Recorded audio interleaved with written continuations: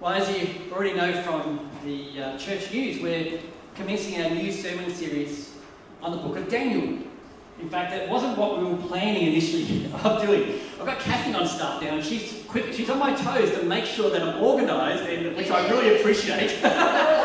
And we had worked out a plan for the whole year, but when I came to follow that plan, it just didn't sit right with my heart, and I said, God, I must admit that there's a lot of things going on in my world at the moment, and I was just struggling at the beginning of the week going, God, what do you want me to talk on?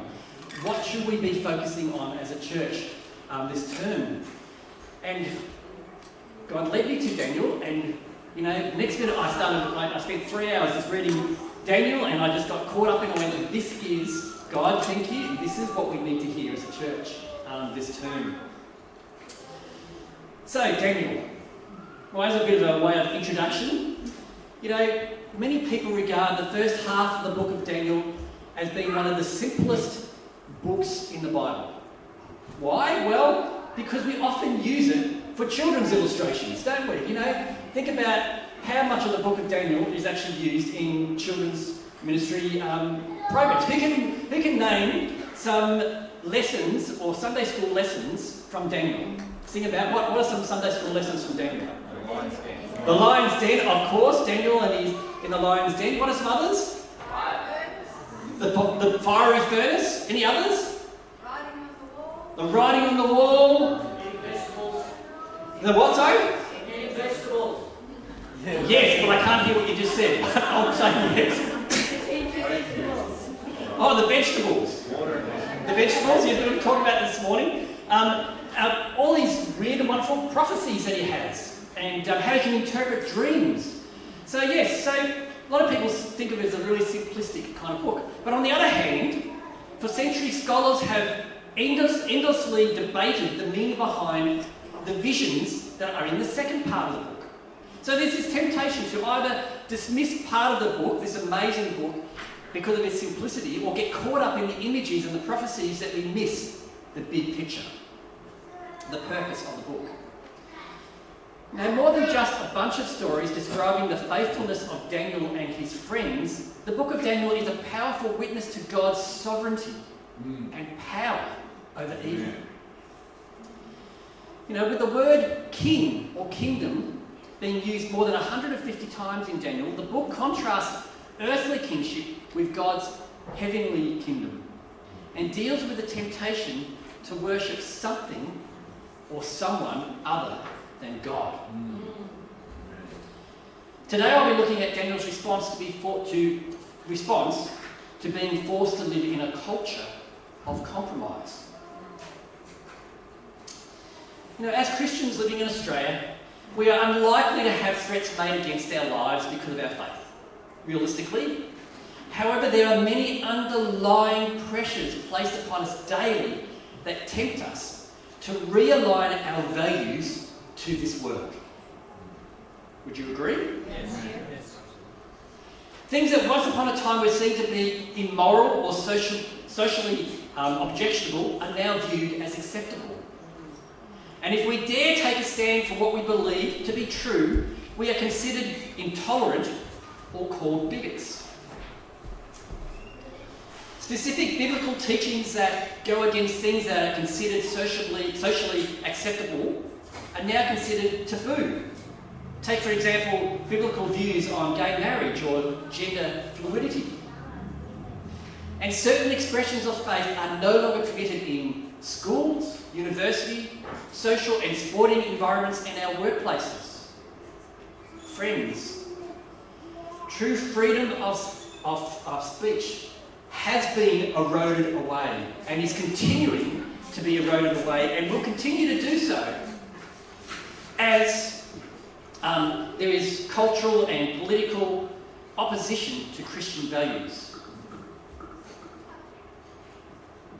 In short, there are pressures on us from all avenues for us to compromise our values and to conform to a secular worldview.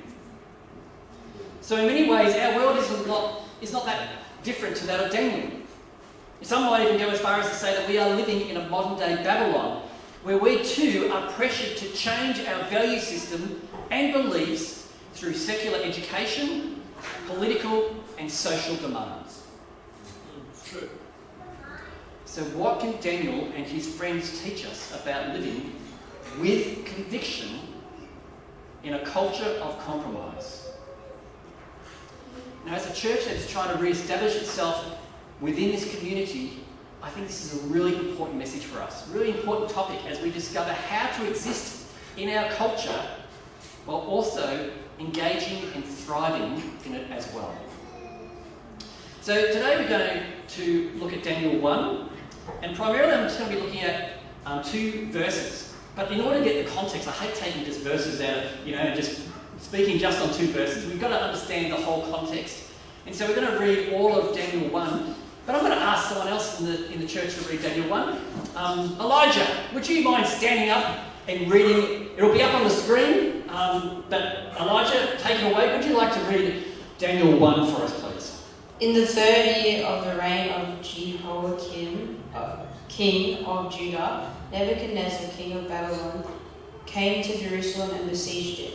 And the Lord delivered Jehoiakim, king of Judah, into his hand, along with some of the articles from the temple of God.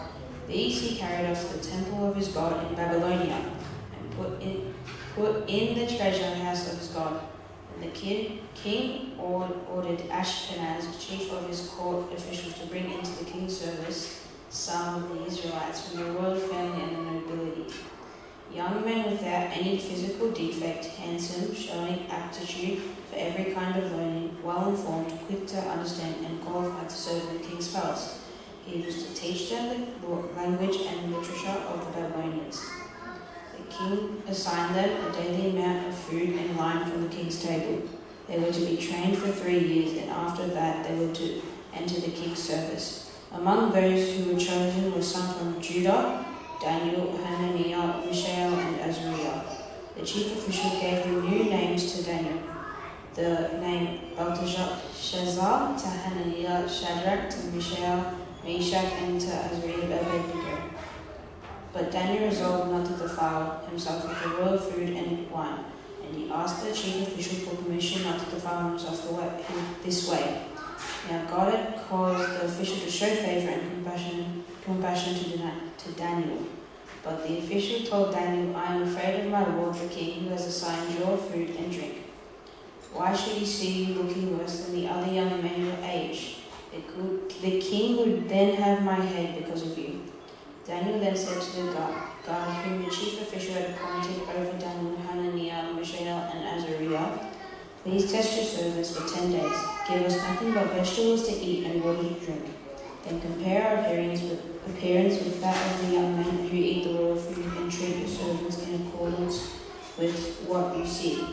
So he agreed to this and tested them for 10 days. At the end of the 10 days, they looked healthier and better nourished than any of the young men who ate the royal food. So the guard took away their choice food and the wine they were to drink and gave them vegetables instead.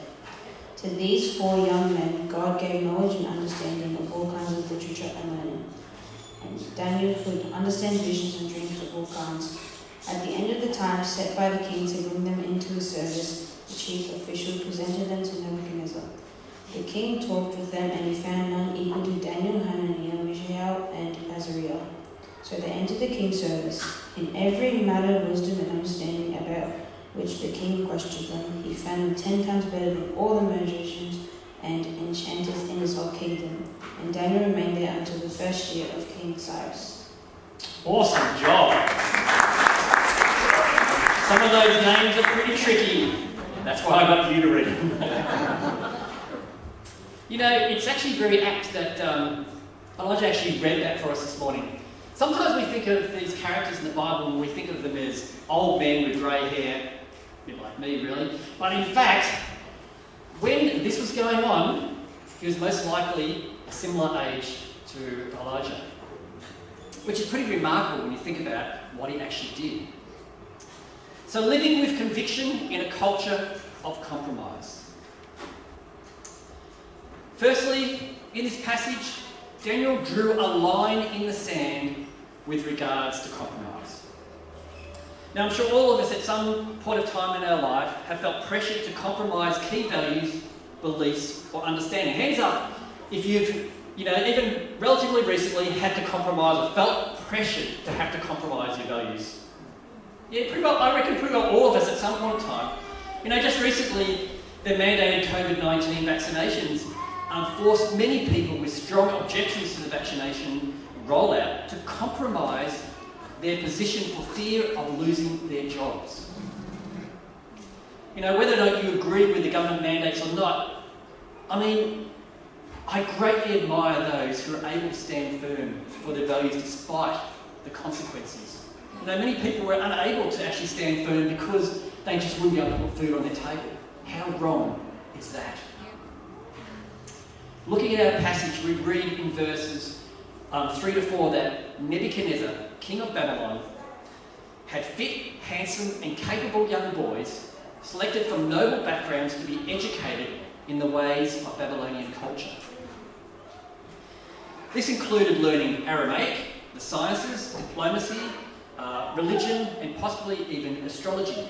We've just come out of the season of Christmas time, and you think of those wise men, the Magi, most likely influenced and taught by Daniel. When it says that in verse 4 that they were young men, the Hebrew literally says children. And it is thought that Daniel and his friends, I've already mentioned, were somewhere between the age of 13 to 17 years old when they arrived in the king's palace. Nebuchadnezzar's ultimate aim was to indoctrinate them to the ways of Babylon so that one day they might represent him and his vast empire. In effect, this was a sophisticated form of brainwashing, aimed to make them forget their past, their Jewish culture, and even their faith, their God.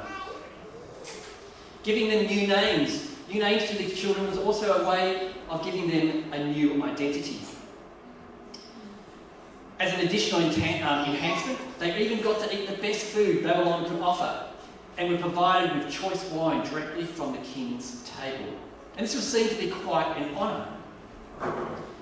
At the end of their 3-year assimilation program, if they met with the king's approval, they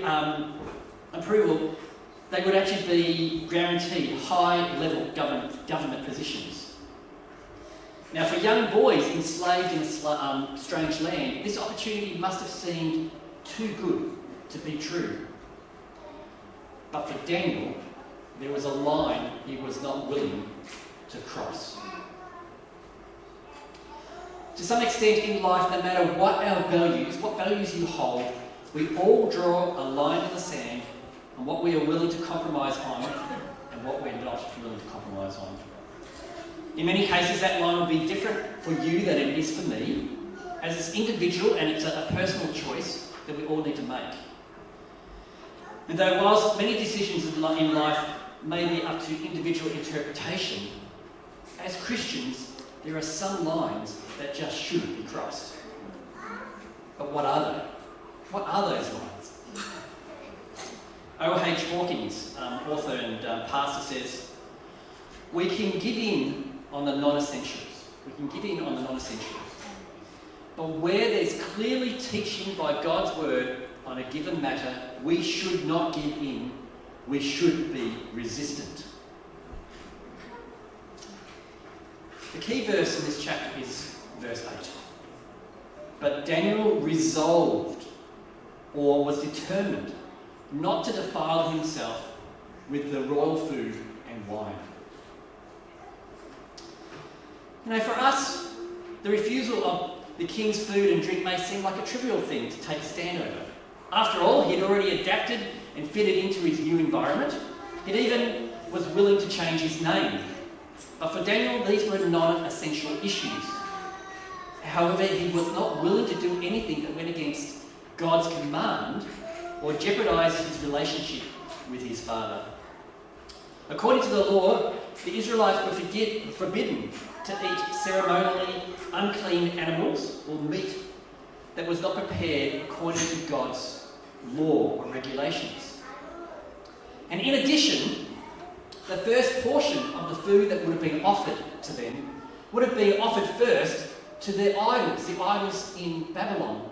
And the the drink, the wine, poured over the altar of their gods.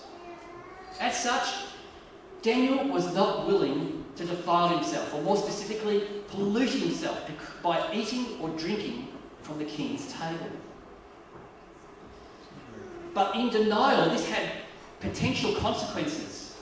The consequences were huge. Not only was he jeopardising his chance for advancement within the kingdom, but he also risked severe punishment and even death. Kings back then, didn't hesitate to put people to death if they didn't like them for any reason whatsoever. Daniel had no favour with the king at this particular point in time. But for Daniel, he'd rather face the consequences of his actions than to compromise his convictions or faith. How many of us are willing to take a stand for our faith like that? How many of us are willing to take a stand for our faith like that? How many of us are willing to jeopardise our employment opportunities? How many of us are willing to jeopardise our good standing or friendships in order to make a stand for what we believe? Some of you might remember the saga that unfolded in the news in October just last year, when businessman Andrew Thorburn was pressured to resign as CEO of the Essendon Football Club just 24 hours after his announcement or appointment was announced. Because of what? His association with City on the Hill Church. Andrew received wide criticism, not only from the media and from Essendon football fans, but also from our state premier, because he refused to give up his position on the church board.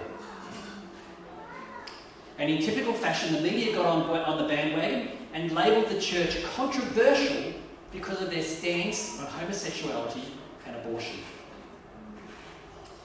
Now, I have to say that I actually know the senior pastor from a past life. He and I used to be youth pastors together.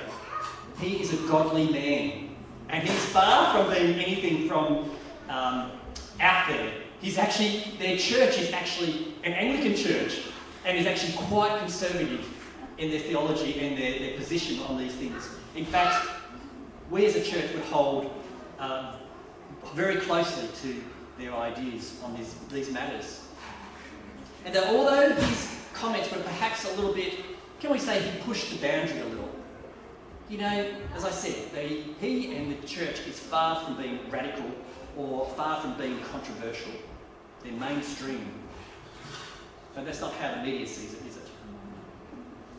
All I can say is, watch out for members of New Horizons who are on the board. Because one day, you might have to account for me.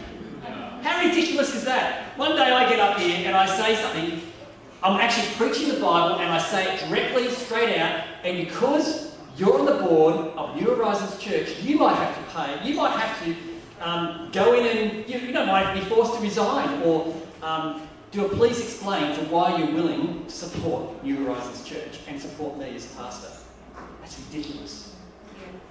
So I can get carried away with that. It's plain out ridiculous. A quote from Charles Spurgeon. He sums it like this. For the 19th century preacher, he goes, "Be ready for a bad name.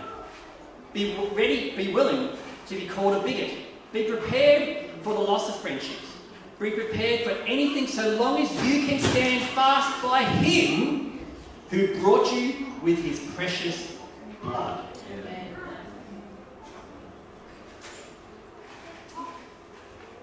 We need to draw a line. Secondly, it's important that when we feel the need to take a stand against something, we do it appropriately and respectfully, rather than going in holier than thou, all puffed up and proud, ready for a fight. Going back to verse 8, the second part of it says, "And he asked the chief official for what?" It's not up there. Where is it? He asked the chief official for permission not to defile himself by eating the king's food. Daniel didn't take a righteous stand, but rather made a polite request to do, and to the right person at the right time. It's the right person at the right time, It's actually very important. And making a stand for Jesus doesn't mean that we have to be obnoxious about it. In fact, doing so only ends up turning people against us. In Daniel's case, if he really wanted to make a big deal, he could have gone on a hunger strike or done some kind of protest, but instead he showed discretion and respect to those in authority. He didn't make any demands, rather he came up with a simple solution that provided an avenue for him and even the chief official so that he wouldn't get into trouble. He was looking out for others as well. It was actually very clever, really. He proposed that he and his 3 friends be taken off their rich diet and only be served vegetables and water for 10 days. After this time, they were to be compared to the other young men, other Jewish boys who had come into the king's service or training, who ate the rich royal food to see whether or not their health had deteriorated. And to no surprise that after 10 days, Daniel and his friends looked healthier and better nourished than any of the other young men who ate the king's food. Now, I'm not going to get up here and say, okay, you all got to be vegetarians, it says so here. I like my meat. And I don't think it's actually saying that we've got to be vegetarians, right? I think God intervened in that. The reason they look so healthy was because of God, not just because of the veggies. The veggies are important. Young people, eat the veggies. Like Daniel, although we don't want to be of the world, we still have to live in the world, a world that we want to influence for Christ through our actions and behaviour. When we draw a line in the sand, we need to respond as Daniel did, by not deliberately putting others offside, but rather setting up opportunities for them to come and understand us and our values better. Most of you would know that my first real job was that of a draftsman in a small to medium-sized engineering company, just in South Melbourne. And believe it or not, I was very shy and very timid. It's hard to believe, I know. Gee, it was an eye-opening experience to go into that workplace. You know, as a young, when I started there, I made it quite known. I was a new Christian and I was pretty bold, and I made it quite known that I was a Christian. And then I went to church and I served in a youth ministry. I also let it know that I didn't drink because of my role as a youth leader at the time. I wanted to set an example to the young people, and so I chose not to drink alcohol. As I said, my beer-guzzling engineer colleagues knew this, and I remember on my very first week, my boss and 3 of his minions standing over me, over my desk, and pressuring me to go to the pub with him. It was this really weird thing. Here was this young, timid young boy sitting, trying to just mind my own business, doing my work, having my boss stand over him and 3 of his colleagues stand around him and say, "You've got to go to the pub with me." Why? Because you need to suck up to me. If you want to make it in this office, you need to suck up to me. Quote. Well, I politely responded by stating that my time in the pub would just be wasted. But I'd rather spend my time while they're at the pub, I'd stay in the office and tidy up and finish up all the things they didn't get to complete. It was a win-win situation. You know, I got to keep my integrity, got to get out of having to go to the pub, and they were desperate at 5 o'clock to get across the road, and I knew there were some things that they needed to tidy up on a Friday, and so I offered to take them off their hands and do them for them and stay back. I charged them for it, but it was still a win-win.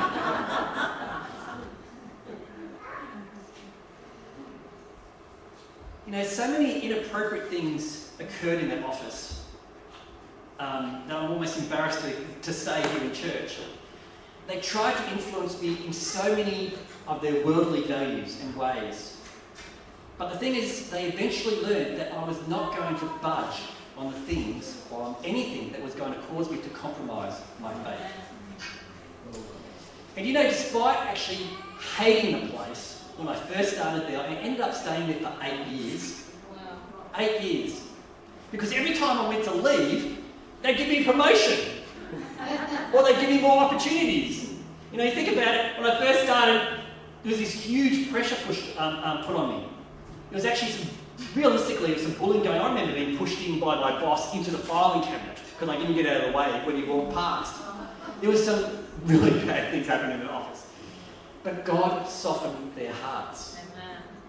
You know, I got to the point where, you know, I think year 6 or something, they offered me an opportunity to become a director of the company. Who would have thought? You know?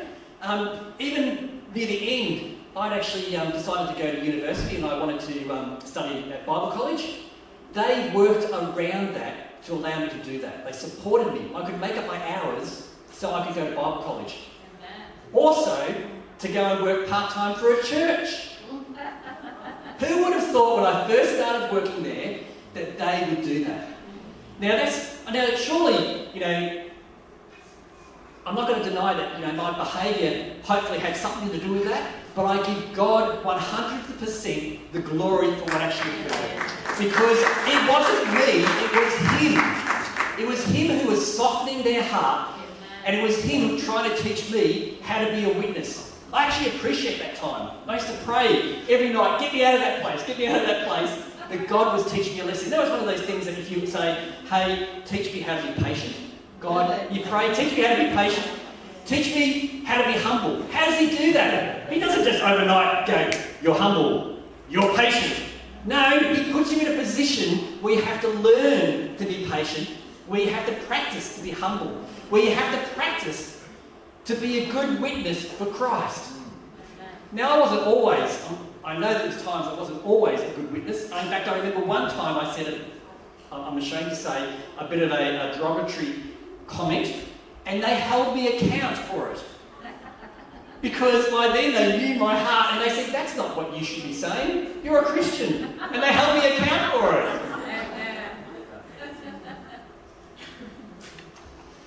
We see something similar here occur with Daniel. You know, verse 9 it says, now God caused the official to show favour and compassion to Daniel. God honoured Daniel's desire to be faithful, to remain faithful. And I believe He does it for us too. God's response to faithfulness. Number 3, third point, final point. God's response to faithfulness. In verse 17 it says, to these 4 young men God gave knowledge and understanding of all kinds of literature and learning. And Daniel could understand visions and dreams of all kinds. Later in verses 19 and 20 he says that King Nebuchadnezzar, I love that name, Nebuchadnezzar.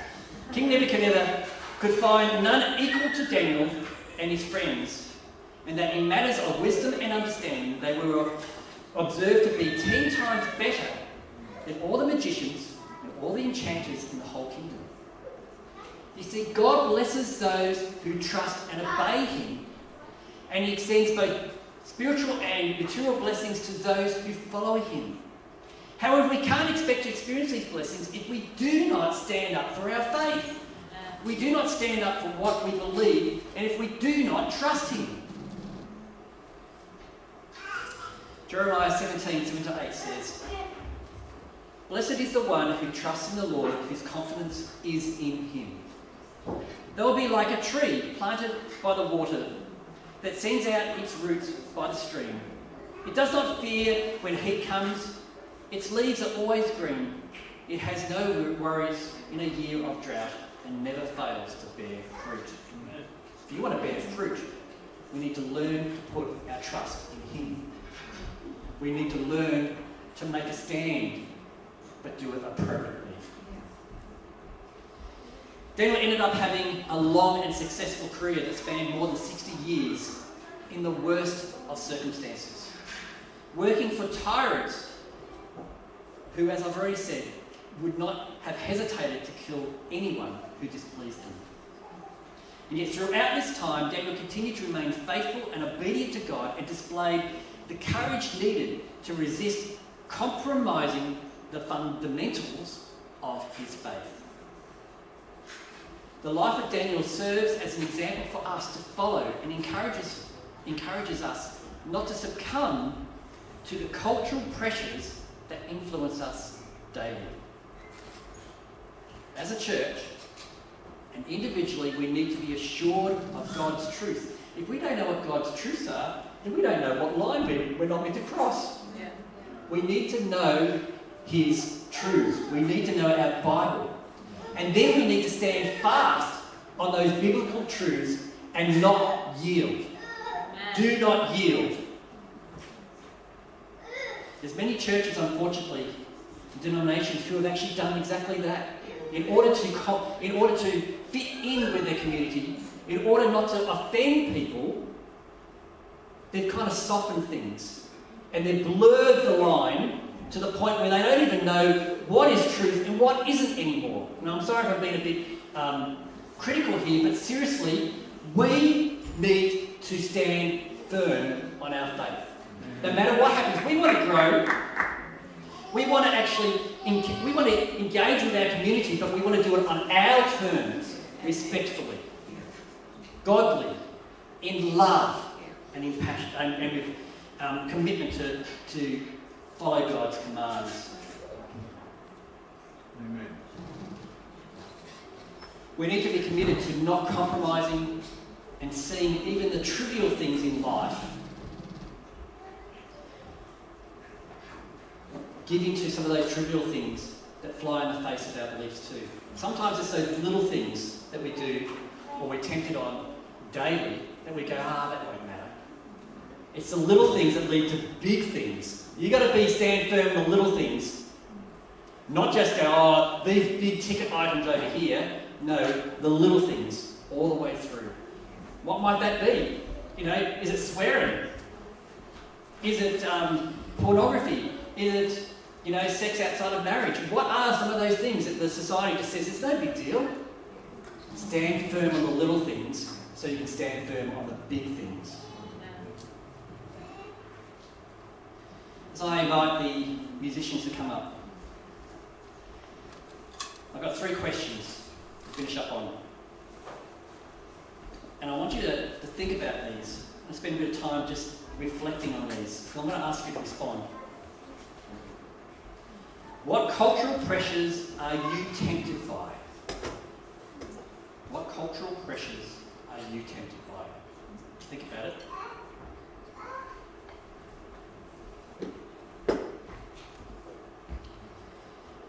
Are you willing to draw a line in the sand and take a stand against them? What cultural pressures are there in your life? Are you willing to take a stand against those things? Are you willing to resolve any potential issues facing you with humility and in love? During this song, I'm going to actually ask you. You can have prayer at the end of the service if you would like some prayer, but I'm actually going to ask you to come forward. If you actually want to stand firm on God's promises, you're actually willing to stand firm and not cross that line and take a stand, then I want you to come forward and make a commitment this morning to say, in your strength, God, I am not willing to yield. Yes? Are you willing to do that this morning? Let's just stand and sing.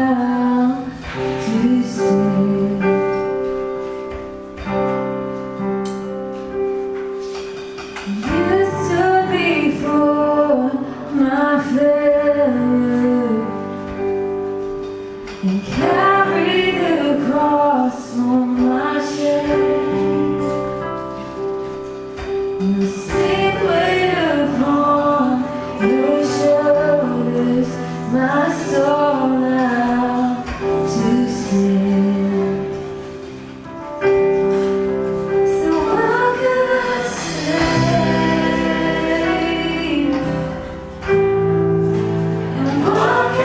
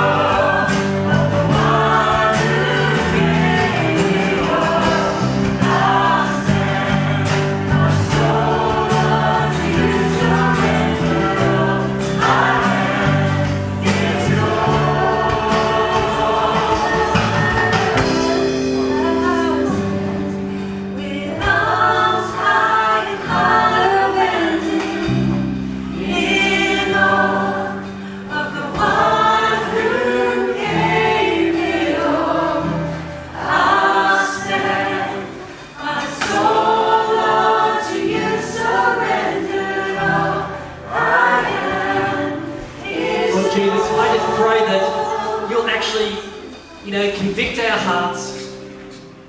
Reveal to us the things that our temptations, the things that, plague us, the things that, the pressures that we have placed on us. Build in us resilience, Lord. Give us the strength to stand firm, to actually take a stand against those kind of things, to take a stand to actually follow you, to actually be a good witness to you, Yes, Lord. to be good role models to you, Lord, so that people, when they see us, they see you. Yes. And that all the glory doesn't go to us, but goes to you, Lord Jesus. They see us and they see you. If that means that we have to be persecuted for our faith, if that means that we lose friendships, if that means that people hate us and call us bigots, then so be it. Because you are the one who will change people's hearts by working through us. It's not what we do, it's about what you do, Lord. But it takes us to take a stand. It takes us to make the first move to step out in faith to actually live a life of service to you, glorifying you and honouring you in everything that we do. Amen.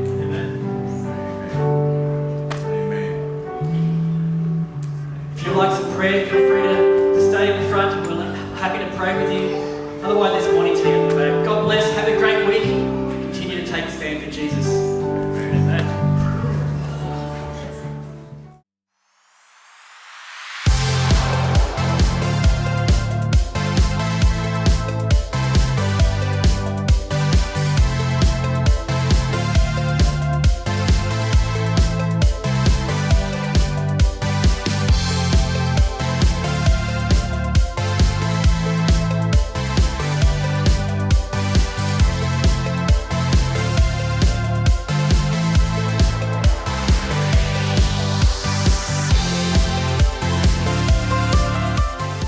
If you are new to the church or visiting for the very first time, can I encourage you to fill in one of the welcome cards that you received as you came in this morning?